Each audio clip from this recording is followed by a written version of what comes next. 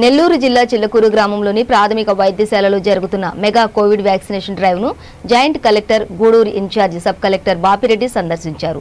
మండలంలో covid vaccine ప్రక్రియ ఏ విధంగా జరుగుతుందో చిల్లకూరు పీహెచ్సీ వైద్యాధికారిని డాక్టర్ బ్రిజితాను అడిగి తెలుసుకున్నారు. అనంతరం ఆయన మీడియాతో మాట్లాడారు.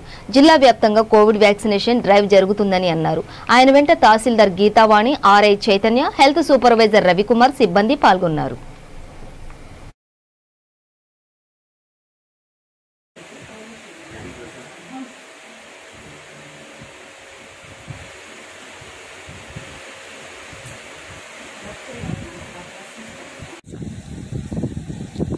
ఈరోజు జిల్లా వ్యాప్తంగా వ్యాక్సినేషన్ క్యాంపెయిన్ జరుగుతూ ఉంది. మనకి గూడూరు డివిజన్లో 12,350 టార్గెట్గా తీసుకున్నాము. ఆల్మోస్ట్ ఇప్పుడు వస్తున్న రిపోర్ట్ అయితే దాదాపుగా 10,000 వరకు డివిజన్లో కంప్లీట్ అయింది.